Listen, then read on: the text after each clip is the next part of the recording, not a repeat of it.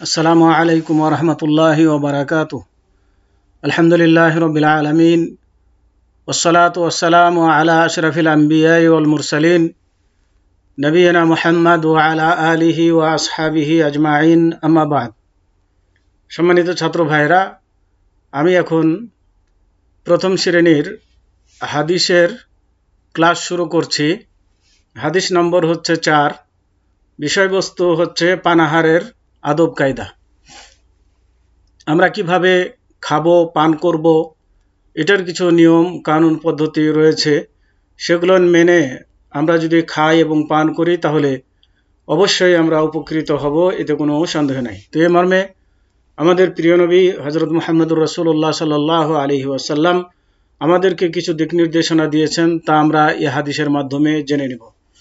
প্রথমে আমি হাদিসটি সুন্দরভাবে পাঠ করব, সবাই খেয়াল করবেন, এবং এরপরে হাদিসের শাব্দিক অর্থ, এরপরে টানা অর্থ করব, এরপরে হাদিসের আনুষঙ্গিক যে বিষয়গুলো রয়েছে সেগুলো আলোচনা করব ইনশাআল্লাহ।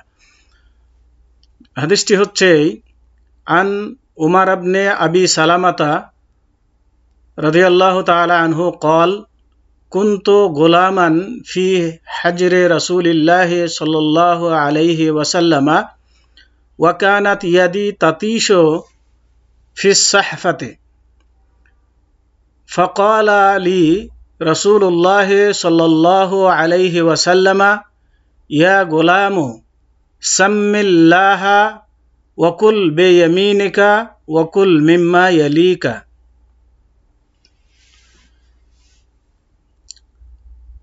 শাব্দিক অর্থ, আন মানে হইতে, আনের পূর্বে একটি শব্দ উজ্জ আছে রুবিয়া, যার অর্থ হচ্ছে বর্ণিত হয়েছে। উমার একজন ব্যক্তির নাম, বিন মানে হচ্ছে সন্তান, আবি সালামা একজন ব্যক্তির নাম, একজন সাহাবীর নাম। আবু সালামার পুত্র উমার হতে বর্ণিত। কলা, তিনি একজন পুরুষ বলেছেন, কুন্ত গোলামান, কুন্ত কানা মানে থাকা, আর তো যখন বলবে তো হচ্ছে এটা মুতাকাল্লিমের তা, অর্থাৎ মানে আমি, কুন্ত মানে আমি ছিলাম, গোলামান গোলাম মানে বাচ্চা, বাচ্চা ছেলে। ফি হাজরে রাসূলিল্লাহ সাল্লাল্লাহু আলাইহি ওয়াসাল্লামা, ফি মানে মধ্যে, এখানে হবে তত্ত্বাবধায়নে, হাজর মানে তত্ত্বাবধায়ন, তত্ত্বাবধায়নের মধ্যে মানে তত্ত্বাবধায়নে, হাজর মানে তত্ত্বাবধায়ন। রাসূলিল্লাহ সাল্লাল্লাহু আলাইহি ওয়াসাল্লামা, রাসূল সাল্লাল্লাহু আলাইহি ওয়াসাল্লামের, তার মানে আমি রাসূলুল্লাহ সাল্লাল্লাহু আলাইহি সাল্লামের তত্ত্বাবধায়নে লালিত পালিত হচ্ছিলাম। ওয়াকানাত ইয়াদি তাতিশু ফিস সাহফাতি, মানে একদিনের ঘটনা, খেতে বসেছিলাম। ওয়াকানাত ইয়াদি, কানাত মানে ছিল, ইয়াদি মানে আমার হাত, তাতিশু মানে ঘুরছিল, তার মানে আমার হাত ঘুরতেছিল। ফিস সাহফাতে, ফি মানে মধ্যে, সাহফা মানে প্লেট বা বাসন, মানে বাসনের মধ্যে আমার হাত ঘুরতেছিল। ফাকালা লিয়া রাসূলুল্লাহ সাল্লাল্লাহু আলাইহি ওয়াসাল্লাম, ফাকালা ফা মানে অতঃপর, কালা মানে তিনি বললেন, তিনি মানে লি মানে আমাকে, রাসূলুল্লাহ সাল্লাল্লাহু আলাইহি ওয়াসাল্লাম, রাসূলুল্লাহ সাল্লাল্লাহু আলাইহি ওয়াসাল্লাম আমাকে বললেন। ইয়া গোলাম, ইয়া মানে হে, এটা আহ্বান সূচক শব্দ। গোলাম মানে হচ্ছে ছেলে, হে ছেলে। সাম্মিল্লাহ, সাম্মে মানে নাম লাও, তার মানে বিসমিল্লাহ বলো। আল্লাহ মানে আল্লাহর, আল্লাহর নাম লাও মানে বিসমিল্লাহ বলো।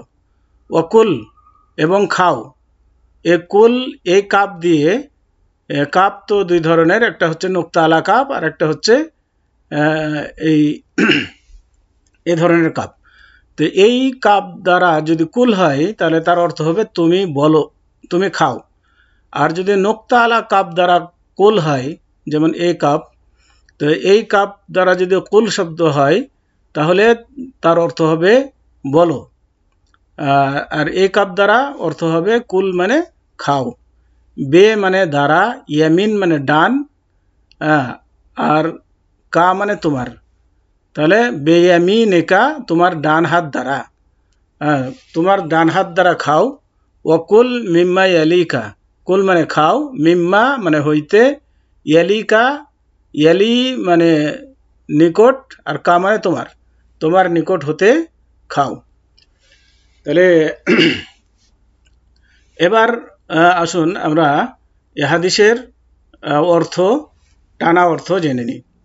অর্থ হচ্ছে যে উমার বিন আবি সালামা রাদিয়াল্লাহু তাআলা আনহু বলেন, আমি আল্লাহর রাসূল সাল্লাল্লাহু আলাইহি ওয়াসাল্লাম এর তত্ত্বাবধানে ছিলাম এবং খাওয়ার পাত্রে আমার হাত এদিক ওদিক ঘুরছিল।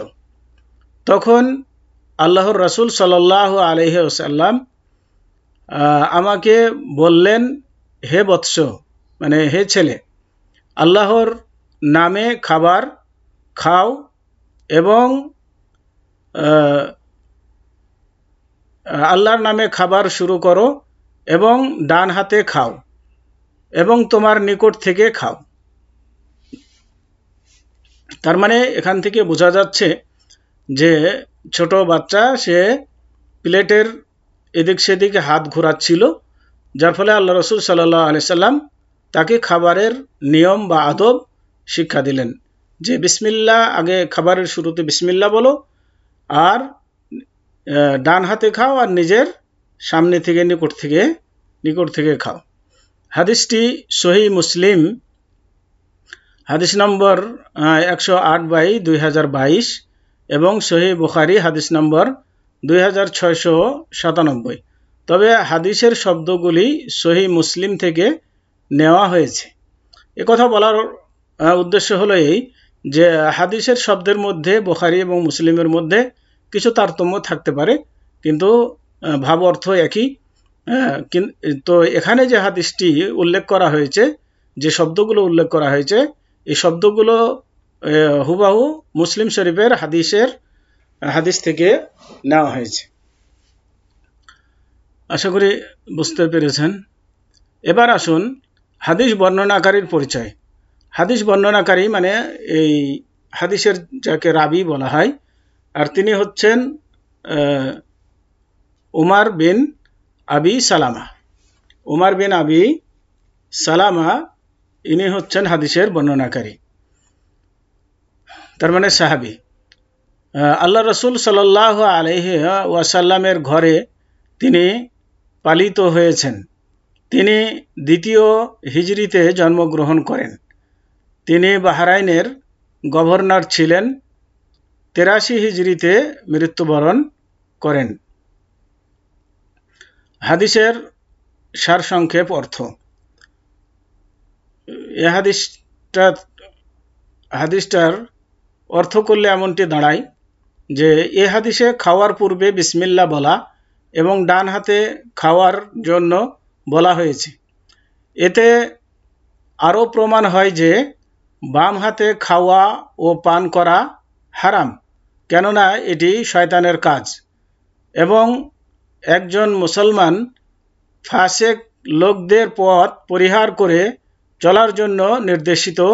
শয়তানের পথ পরিহার করা আরও অপরিহার্য।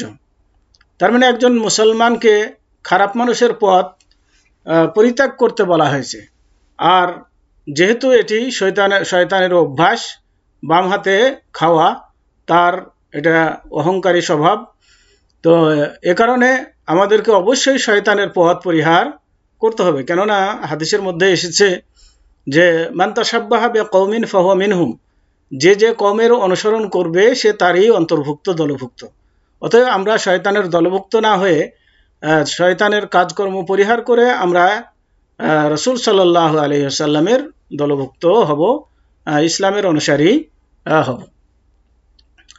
এরপরে আল্লাহ রাসূল সাল্লাল্লাহু আলাইহি ওয়াসাল্লাম এই তার সাথে একজন ব্যক্তি খাচ্ছিল, তো খাওয়ার সময় সে বাম হাতে খাচ্ছিল।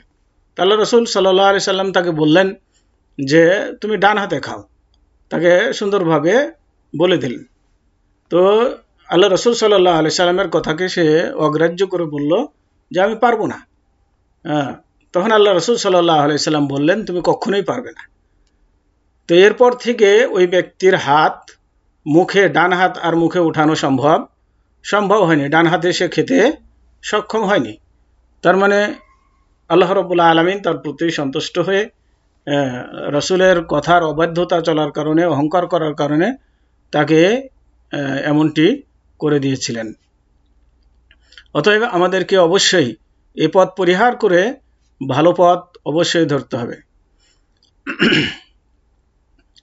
এছাড়া হাদিসটিতে আরও উল্লেখ করা হয়েছে যে খেতে বসলে একজন মুসলমান তার নিকটবর্তী খাবার গ্রহণ করবে, তারা নিজের নিকট থেকে খাবে, এটা হচ্ছে খাবারের আদব। এখানে সেখানে হাত ঘোরানো এটা দেখতে খারাপ লাগে, বা আপনার সাথে যারা বসে খাবে তারা এটা খারাপ মনে করবে। এছাড়াও খাবারের মধ্যখানে বরকত নাজিল হয়, অতএব এক সাইড থেকে খাবার খাওয়া উচিত।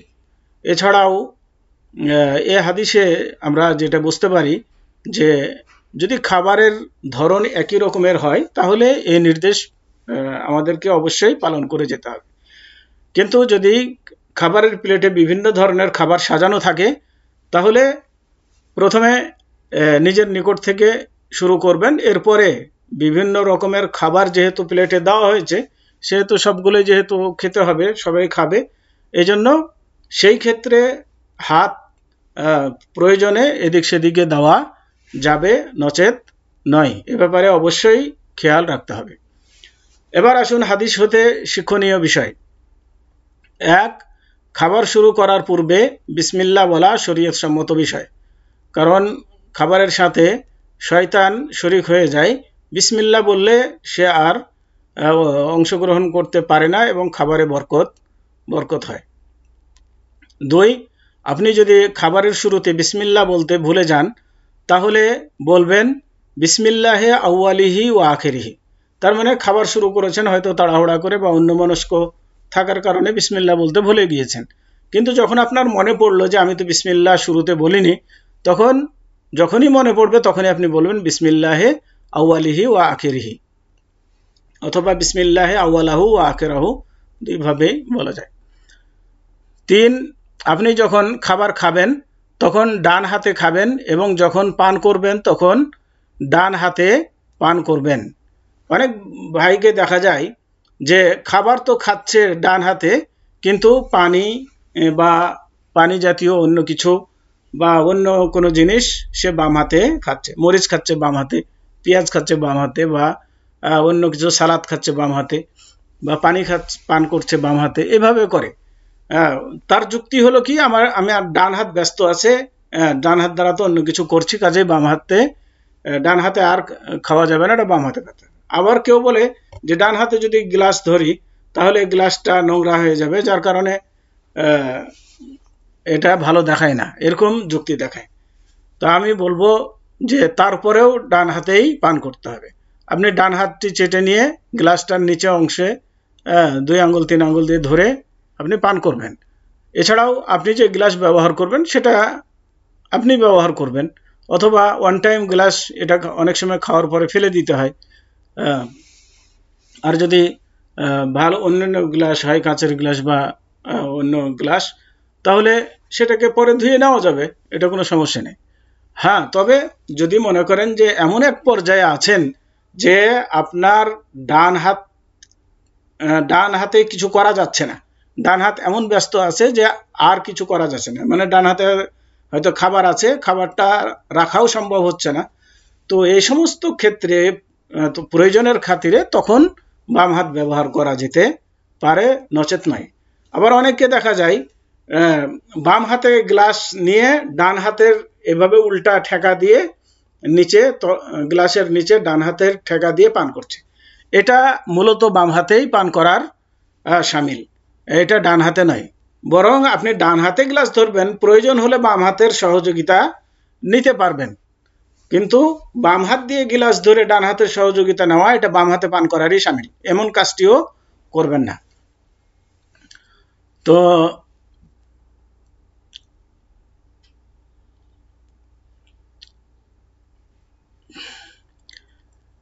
চার পানাহার শেষ করে আলহামদুলিল্লাহ বলে শেষ করা শরীয়ত সম্মত বিষয়।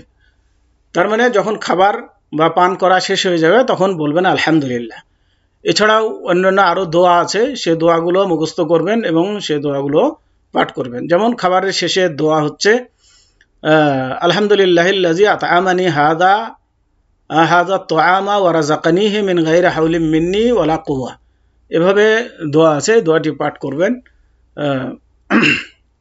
আবার অন্যের ঘরে যদি আপনি খান তখন অন্যের খাবার খেলে বলতে হয় যে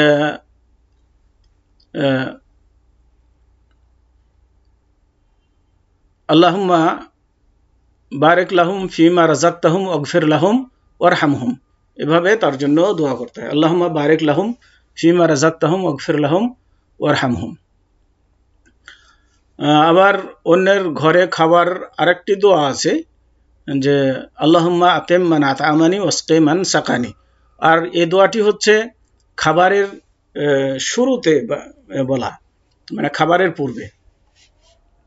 5, আপনি যখন খেতে বসবেন তখন নিজের সামনে থেকে ও নিজের নিকটের খাবার খাবেন। তো এটা হচ্ছে খাবারের আদব। আজকে এ পর্যন্তই। ওয়াসাল্লাল্লাহু আলা নবিয়িনা মুহাম্মদ ওয়া আলা আলিহি ওয়া আসহাবিহি ওয়া বারিক ওয়া সাল্লাম। আসসালামু আলাইকুম ওয়া রাহমাতুল্লাহি ওয়া বারাকাতুহু।